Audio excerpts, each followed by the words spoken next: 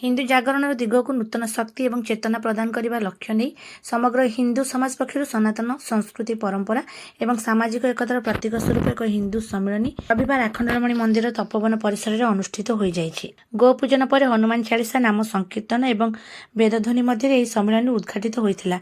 सम्मिलन में श्री चैतन्य चंद्राश्रम मठर मठाधीश भक्ति विज्ञान अकिंचन महाराज मुख्य अतिथि विशिष्ट प्रवचक सुशांत कुमार नायक मुक्तिमंडप पंडित सभार पंडित विचित्रानंद मिश्र विशिष्ट संस्कृत विशारद सत्यनारायण दास प्रमुख वरेण्य अतिथि भाव मंचासीन थिले। सम्मेलन में वक्ता माने स्वदेशी जागरण नागरिक कर्तव्य पालन हिंदू जागरण आवश्यकता कुटुंब प्रबंधना सामाजिक समरसता परिवेश सुरक्षा पर उद्बोधन देते। वक्ता माने मानवता हेउछि हिंदू चिंतनर मूलमंत्र बोली वर्णना करी भारतीयता बोली मत देते। त्याग द्वारा भोग करबा हेउछि हिंदुत्व। हिंदू माने हिंसा को सह्य करती ना निज जन्ममाटी को सेमाने पितृभूमि मातृभूमि और पुण्यभूमि बोली विवेचना करी मातृभूमि और मातृभाषार सेवा करने सर्वदा तत्पर थांती।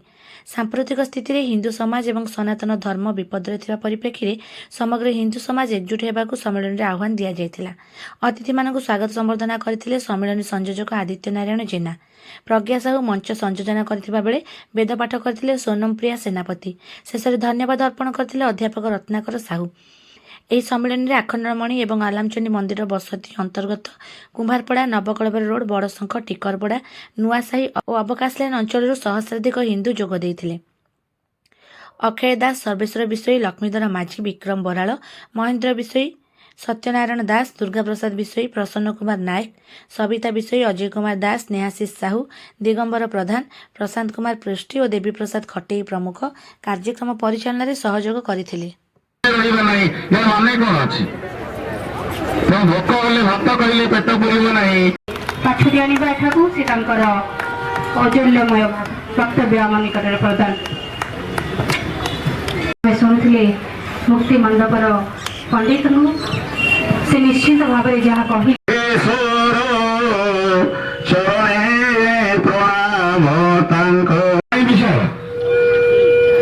कृष्ण प्रभु बसी आगे कथा विशाल किसी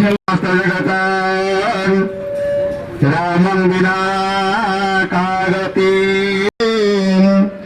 दासवारि परिपूर्ण लोचनं मारुतिं नमत राक्षसान्तकं सरस्वती व्यासं ततो जये मुदीरे वंशा कल्पतरुस्स कृपासिन्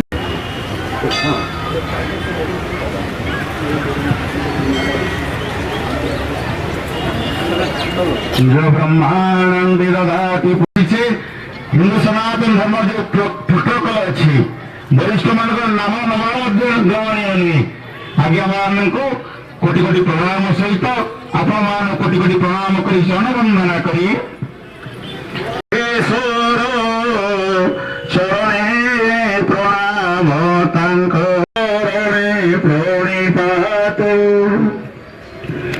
आम परिवार सुस्थ रम राष्ट्र सुस्थ रही कौन अच्छी भोक हेले भात कहले पेट पुरब ना समय आवश्यकता कौन अच्छी हिंदू किए उपस्थित थिबा हिंदू भाई मान भर वस्तु तो मुझे भाई सहित कथा चिंताधारा आम लाभ क्षेत्र विचार भर गति कर